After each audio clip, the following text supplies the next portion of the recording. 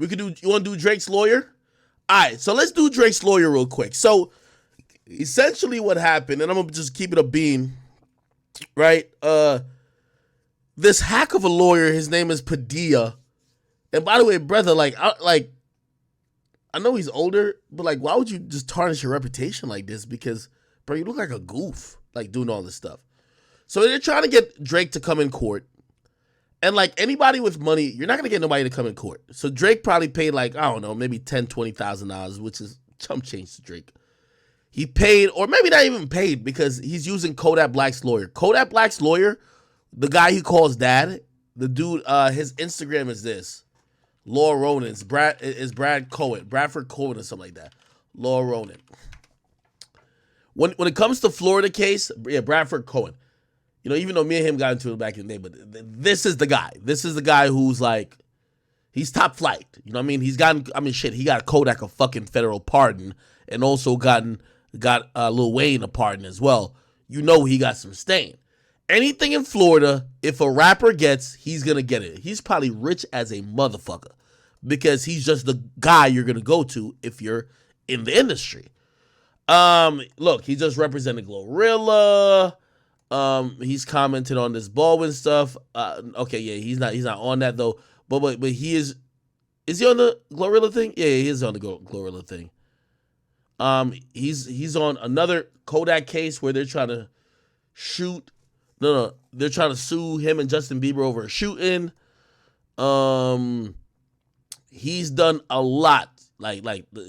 He just got Ali Lottie off of her case, and we all know like she's cracked out. Like, you know what I mean? Like, look, we can see like the drugs is taking. Like, she looked like about 45 right here. She looks like his grandma. This is ridiculous. She's cracked out, all that type of stuff. But you know what I mean? He got her. He definitely got her off the case. You know what I mean? He beat the case and all that stuff. So he's pretty good. It's the reason why Kodak calls him dad. Because if Kodak ain't called that nigga dad, that nigga would be locked up in prison. That's just what it is.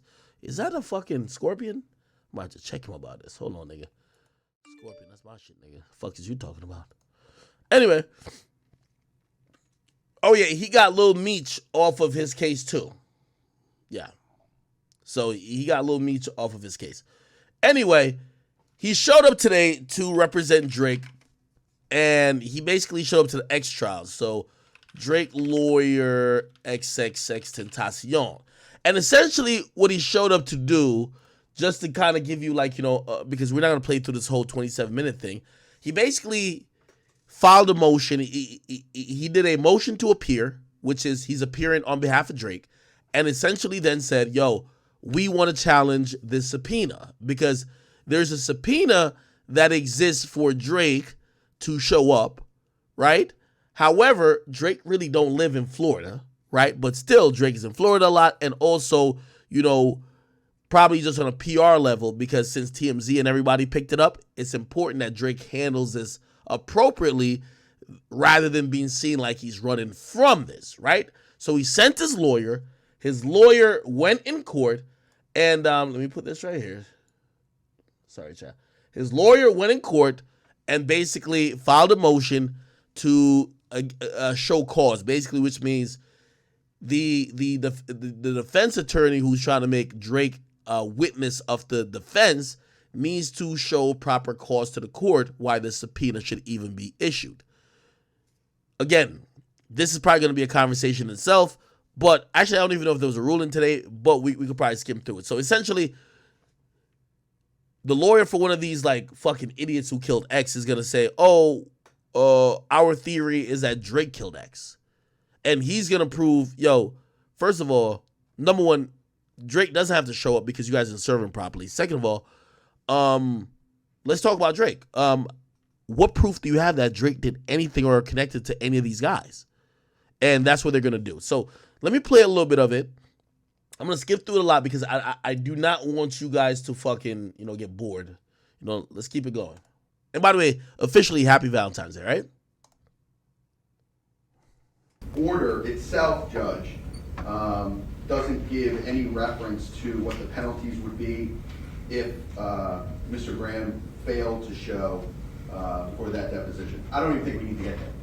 I think that the affidavits attached to the motion are insufficient. I don't believe that an order to show cause is appropriate, given the lack of foundation in the petition. There's not only missing pages, but the things that are attached to it, the affidavits that were filed, were insufficient to warrant an order to show cause. So I don't think we need to get to the point where I would argue that even the service itself didn't go down the way that it was stated that it went down. I don't think we need to get into an evidentiary issue at this point, because I don't think the affidavits rise to the level of an order to show cause. And then if an affidavit if a subpoena for deposition is going to be reissued, then upon that reissuance and that possible service, then we would have an argument as to the harassing nature of it. Because at this point, I think you have a cooperating witness that corroborates that Mr. Graham has nothing to do with this case. Mr. Graham is... Yeah, so that's the crux of the matter, right? So they're trying to, they're using a alternate, I forgot what the defense is called, but it's basically like alternate theory defense to basically say, hey, listen, we have a theory of why or how he died or who was responsible for it.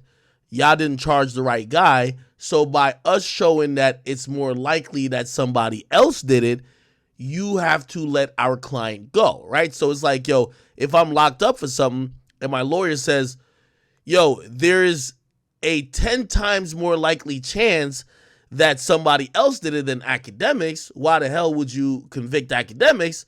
You guys must free him because, number one, you got to operate beyond a reasonable doubt, and it is pointing to the fact that someone else did it, right?